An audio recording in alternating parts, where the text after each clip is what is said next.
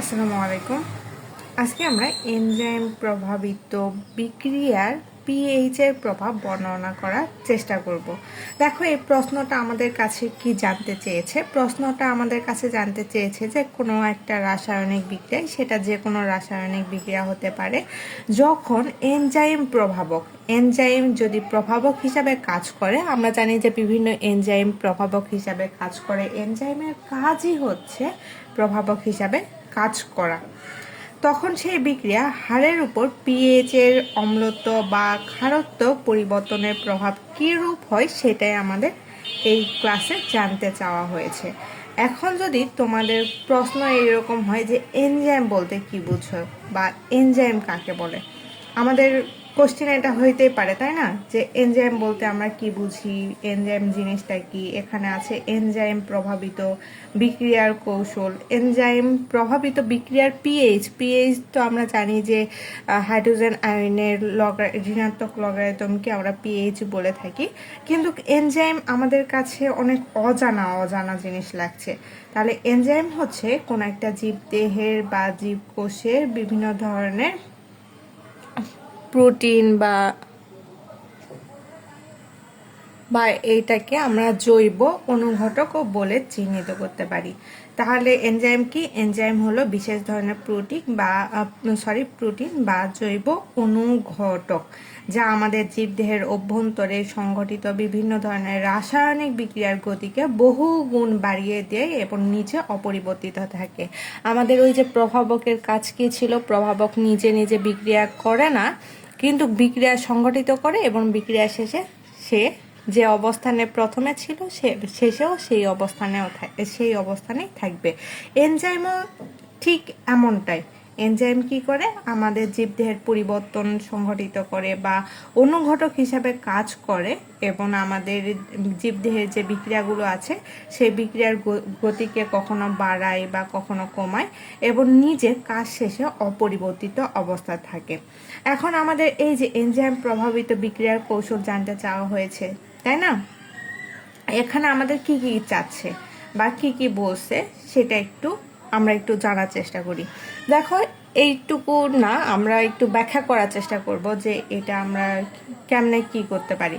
দেখো, আমরা তীব্র যখন গরম হয় বা প্রচণ্ড শীত লাগে, তখন আমাদের পড়তে বা কাজ করতে ভালো লাগে? অবশ্যই লাগে না। আমাদের কাজ করার জন্য একটা আরামদায়ক বা পারফেক্ট তাপমাত্রা লাগে, যেখানে আমরা সব থেকে বেশি মন দিয়ে কাজ করতে পারি। ঠিক একইভাবে আমাদের শরীরের ভিতরে যে এনজাইম, এই যে এনজাইমের কথা বলা হয়েছে, এই এনজাইম বা জৈব প্রভাবকগুলো আছে, তাদেরও কাজ করার জন্য একটা পারফেক্ট পরিবেশ লাগে। এনজাইমের এই পারফেক্ট পরিবেশটাই হলো পিএইচ, অর্থাৎ কতটা অম্লীয় বা কতটা ক্ষারীয় মাধ্যমে সে পারফেক্টভাবে কাজ করতে পারে, সেটাই আমাদের এইটার ধারণা দেওয়া হয়েছে। দেখো, প্রতিটি এনজাইমের একটা নির্দিষ্ট পিএইচ মান থাকে। আমাদের এনজাইম তো আলাদা আলাদা হয়। এই এনজাইমগুলোর প্রতিটার ক্ষেত্রে একটা নির্দিষ্ট মান থাকে, নির্দিষ্ট পিএইচ মান থাকে, যেটাতে সে সব থেকে দ্রুত এবং সব থেকে ভালো কাজ করতে পারে। বিজ্ঞানের ভাষায় এই পিএইচকে বা পারফেক্ট পিএইচকে বলা হয় অনুকূল পিএইচ বা অপটিমাল পিএইচ। বেশিরভাগ এনজাইমের শান্ত প্রকৃতির, তারা একদম নিরপেক্ষ, হালকা অম্লীয় হতে পারে হালকা ক্ষারীয় পরিবেশে। সাধারণতভাবে পিএইচ মান যখন 5 থেকে 8-এর মধ্যে, তখন এই এনজাইমটা ভালো মতো কাজ করে। এখন পিএইচ কম বা বেশি হলে কি ঘটে? দেখো, শুরুর দিকে যখন পিএইচ অনেক কম থাকে, তখন এনজাইম অলস অবস্থানে থাকে। শুরুর দিকে সেটা হতে পারে 0 থেকে, তখন এনজাইম অনেকটা অলস থাকে, বিক্রিয়ার হার তখন কম থাকে। যখন এনজাইম অলস অবস্থানে থাকে শুরুর দিকে, তখন এনজাইম একটু কম কাজ করে। আবার যখন আমাদের অনুকূল পরিস্থিতি যখন আসে, সেক্ষেত্রে আমাদের এনজাইমটা কি ঘটে বলো তো? যখন অনুকূল পরিবেশ আসে, অনুকূল বিন্দুর পরে, মানে আমাদের শুরুর দিকে তো পিএইচ এনজাইমটা অলস অবস্থানে থাকে, আর অনুকূল বিন্দুতে পিএইচ যখন বাড়তে থাকে, তখন আমরা ঠিক অনুকূল পিএইচে পৌঁছাবো। তখন এনজাইম সুপার অ্যাক্টিভ হয়ে যাবে, মানে মিডিল পয়েন্টে এনজাইম সুপার অ্যাক্টিভ হয় এবং বিক্রিয়ার হারটা সর্বোচ্চ পরিমাণে হয়।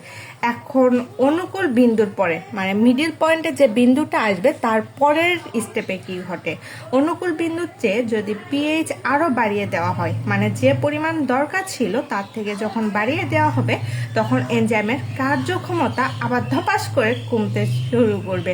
মানে প্রথম অবস্থায় এনজাইম তো সচল ছিল, মানে থেমে ছিল, তারপরে এনজাইম কি হইলো, তারপরে এনজাইম বাড়তে থাকলো, তারপরে বাড়তে থাকার সময় আমাদের পিএইচ সীমার ভারসাম্যটা বজায় ছিল, তারপরে যখন আবার কমতে থাকবে তখন আমাদের নিচের দিকে নামতে থাকবে। মানে আমাদের এটা দ্বারা কি বোঝাচ্ছে বলতো, এনজাইম মূলত একটা প্রোটিন যেটা আমাদের 3D আকৃতির বা একটা স্ট্রাকচার থাকে। যখন আমরা চারপাশের পরিবেশে অতিরিক্ত অম্লীয় বা ক্ষারীয় হয়ে থাকে তখন সেই তীব্রতায় এনজাইমের ভিতরে রাসায়নিক বন্ধনগুলো ভেঙে যায়, ফলে এনজাইমের আকৃতিটাও নষ্ট হয়ে যায়। এখন আমাদের এটার ব্যাখ্যা কিভাবে করতে পারি, এতগুলো যে কথা বললাম এটার ব্যাখ্যা আমরা কিভাবে দিতে পারি। দেখো, বিক্রিয়ার মাধ্যমে পিএইচ এর প্রতি এনজাইম খুবই সংবেদনশীল। মানে আমরা যখন বিক্রিয়া করি বিক্রিয়ার মাধ্যমে এনজাইমের পিএইচ এর প্রতি খুবই সংবেদনশীল। প্রতিটি এনজাইমের একটি নির্দিষ্ট পিএইচ মানের মধ্যে ভালো কাজ করে। মানে আমাদের আলাদা আলাদা পিএইচ এর ক্ষেত্রে তো বা আলাদা আলাদা এনজাইমের ক্ষেত্রে আলাদা আলাদা পিএইচ থাকে। এই যে এক একটার জন্য একটা নির্দিষ্ট মান থাকে, এই নির্দিষ্ট মানের মধ্যে আমাদের এনজাইমগুলো ভালো কাজ করে থাকে। একে আমরা সর্বানুকূল বা অত্যানুকূল পিএইচ বলে থাকি। মানে আমাদের যেটা কাজ করে সেইটা অনুকূল পিএইচ। অধিকাংশ এনজাইম নিরপেক্ষ পিএইচ মানে সর্বোচ্চ কার্যক্ষমতা প্রদর্শন করে। যখন এনজাইমটা নিরপেক্ষ থাকে সেটা সর্বোচ্চ কার্যক্ষমতা প্রদর্শন করে। বিক্রিয়ার মাধ্যমে অধিক অম্লীয় বা হতে পারে আমাদের অধিক ক্ষারীয় মাত্রায় এনজাইম সমূহকে অকার্যকর করে দেয়। যখন ওই মিডিল পয়েন্ট ছেড়ে এনজাইমের অম্লীয় বা ক্ষারীয় হবে তখন এনজাইমটা অকার্যকর হয়ে যায়। পিএইচ মান বৃদ্ধির সঙ্গে সঙ্গে এনজাইম বিক্রিয়ার হার বাড়তে থাকে। যখন আমাদের পিএইচ মানটা বাড়াতে থাকবো তখন আমাদের বিক্রিয়ার হার দ্রুত বাড়তে থাকবে। কোনো এক পিএইচ এ সর্বোচ্চ হয়। যখন আমাদের নির্দিষ্ট মান আসবে তখন পিএইচটা সর্বোচ্চ হবে, আর পিএইচ আরও বাড়লে বিক্রিয়ার হার কমতে থাকবে। যখন আমাদের ওই নির্দিষ্ট মান পরে পিএইচটা, সেক্ষেত্রে আমাদের পিএইচ যত বাড়াবো বিক্রিয়ার হার আবারও কমতে থাকবে। কোনো কোনো এনজাইম অম্লীয় মাধ্যমে এবং কোনো কোনো এনজাইম ক্ষারীয় মাধ্যমে খুব দক্ষ। আমাদের এমনও এনজাইম আছে যারা অম্লীয় মাধ্যমে, আবার এমনও এনজাইম আছে যারা ক্ষারীয় মাধ্যমে খুবই দক্ষ। উদাহরণস্বরূপ আমরা দিতে পারি পেপসিনের জন্য সর্বানুকূল পিএইচ হচ্ছে 2, এটা অ্যাসিড মাধ্যমে। সর্বানুকূল পিএইচটা কত? 2, এটা কোন মাধ্যমে? অ্যাসিড মাধ্যমে। এবং টাইপসিনের জন্য সর্বানুকূল পিএইচ 8 থেকে 9, যা আমাদের ক্ষারীয় মাধ্যমে। আর অধিকাংশ এনজাইম সর্বানুকূল পিএইচ পরিসর হলো 5 থেকে 8। এই পরিসরের মধ্যে আমাদের এনজাইমটা অনুকূলে থাকে বা আমাদের সর্বানুকূলে থাকে, ভালো কাজ করে। এই যে পেপসিনের ক্ষেত্রে পিএইচ যখন 2 হবে অ্যাসিড মাধ্যমে তখন ভালো কাজ করবে। টাইপসিনের জন্য আমাদের পিএইচ যখন 8 থেকে 9 যাবে মানে ক্ষারীয় মাধ্যমে তখন আমাদের এটা ভালো কাজ করবে। আবার অধিকাংশ এনজাইম আছে যাদের সর্বানুকূল পিএইচ পরিসর হলো 5 থেকে 8। সর্বানুকূল পিএইচ এর বাহিরে এনজাইম বিক্রিয়ার হার কমতে থাকে। যখন এর বাহিরে পিএইচ চলে আসবে তখন এটা কি করবে? বিক্রিয়ার হারকে কমিয়ে দিবে। আমরা এই হিসাবে একটা লেখচিত্র দেখাইতে পারি যে এনজাইম বিক্রিয়ার হারের উপর পিএইচ এর প্রভাব। দেখো লেখচিত্রটা কিরকম হবে। লেখচিত্রটা আমরা জানি যে এইরকম একটা লেখচিত্র হয়। লেখচিত্রের অক্ষ এটা আমাদের অবশ্যই এক্স অক্ষ বরাবর থাকবে এবং এটা ওয়াই অক্ষ বরাবর। ওয়াই অক্ষ বরাবর যেটাকে আমরা উলম্ব রেখা বলে থাকি, এখানে আমাদের অবস্থান করবে বিক্রিয়ার হার। এখানে কি অবস্থান করে? বিক্রিয়ার হার।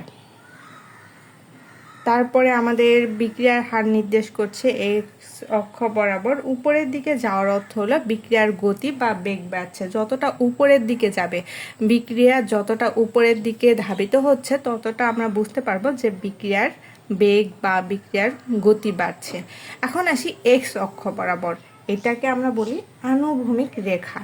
এই বরাবর আমাদের পিএইচ কল্পনা করি, যে এই যে আমাদের আনুভূমিক রেখা বরাবর বা এক্স অক্ষ বরাবর পিএইচ মান নির্দেশ করছে। এখানে পিএইচ এর মান আমাদের ধরে নাও যে এটা 0, তারপরে হতে পারে 2, 4, 6, 8, 10, 12।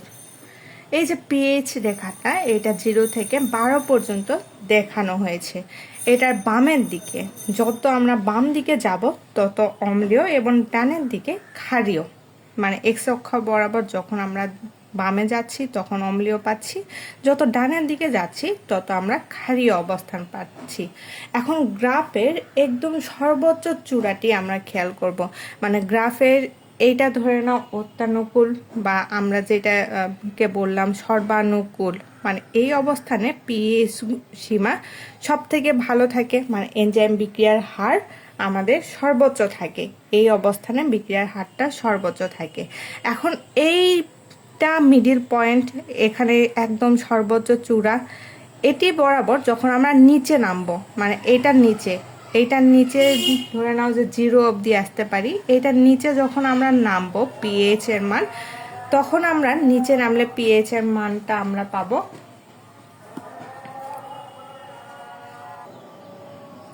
ধরে নাও যে এই যে চূড়াটা আছে এই চূড়াতে পিএইচ ইকুয়াল টু 7। এখানে পিএইচ ইকুয়াল টু যখন 7, তখন আমরা এখান থেকে পাই নিরপেক্ষ। এখন আসো যে এটা তো নিরপেক্ষ হইল, এখান থেকে যখন আমরা নিচের দিকে নামছি, অর্থাৎ চূড়া থেকে যখন আমরা বাম দিকে আসছি, তখন পিএইচ কমিয়ে ফার্স্টে 6, দেখো এটা 7 ধরে নিলাম, পিএইচ ফার্স্টে 6, তারপর 4, 2 এর দিকে যাবে, তখন গ্রাফের যে রেখাটা পাচ্ছি এই রেখাটা তত্তর করে নিচের দিকে নেমে যাচ্ছে। এটার ব্যাখ্যাটা কি, মাধ্যমটি যখন অতিরিক্ত অম্লীয় হতে থাকে, যখন পিএইচ সীমার নিচে মানে 7 কম হচ্ছে, 6, 4, 2 হচ্ছে, তখন দেখা যাচ্ছে যে এটা অম্লীয় প্রকৃতির হচ্ছে। যতটা পিএইচ নেমে আসছে ততটা অম্লীয় প্রকৃতির হয়ে যাচ্ছে। তখন এনজাইমের ভেতরে অ্যামাইনো যে অ্যাসিডগুলো আছে সেগুলোর চার্জ নষ্ট হতে শুরু করে, ফলে এনজাইম সাবস্ট্রেটকে বা বিক্রিয়ককে আগের মতো ধরতে পারে না এবং বিক্রিয়ার হার কমতে থাকে, একসময় এটা 0 হয়ে যায়। এখন পিএইচ সীমা যখন 7 বেশি হবে তখন কি হয়, দেখো পিএইচ সীমা এটার একইভাবে পিএইচটাকে যদি আমরা বাড়িয়ে কোন অবধি 12 অবধি যখন আসে, এক্ষেত্রে আমাদের কি হয়, একইভাবে চূড়া থেকে যখন আমরা ডান দিকে আসছি তখন পিএইচ বাড়িয়ে 8, 10, 12 এর দিকে যাবে, তখন গ্রাফের রেখাটি নিচের দিকে নেমে যাচ্ছে। দেখো গ্রাফের রেখাটি নিচের দিকে নেমে যাচ্ছে। এটার ব্যাখ্যা কিরকম হবে, মধ্যম অতিরিক্ত ক্ষারীয় হলেও এনজাইমের ত্রিমাত্রিক প্রোটিন কাঠামো যেটা আছে এই কাঠামোর আকৃতিটা ভেঙে যাবে। যতটা ক্ষারীয় হবে তত আমাদের এনজাইমের আকৃতি ভেঙে যাবে, আর আকৃতি বিকৃত হয়ে যাওয়ার ফলে বা ভেঙে যাওয়ার কারণে বিক্রিয়ার হার কমতে থাকবে। মানে আমাদের এখান থেকে বোঝা যাচ্ছে যে গ্রাফের চূড়া যেটা আমাদের এনজাইমের জন্য পারফেক্ট একটা মান নির্ধারণ করা হয়েছে বা নিরপেক্ষ দেওয়া হয়েছে সেটা 7 হলো সব থেকে আরামদায়ক একটা পরিবেশ, যেটাকে আমরা বলে থাকি অপটিমাম বা সর্বানুকূল বা অত্যানুকূল পিএইচ। এখন যদি এই পরিবেশ থেকে ডানের দিকে যাই, ডান দিকে তখন ক্ষারীয়, বেশি ক্ষারীয়, শুধু ক্ষারীয় না বেশি ক্ষারীয়, আর বামের দিকে যাব যখন তখন বেশি পরিমাণে অম্লীয় হবে। যেদিকে যাওয়া হোক না কেন এনজাইম তার কার্যক্ষমতা হারাবে এবং আমাদের গ্রাফের রেখাটি নিচের দিকে নেমে যাবে। এটাই হচ্ছে আমাদের এনজাইম প্রভাবিত বিক্রিয়ার পিএইচ এর প্রভাব। আসসালামু আলাইকুম।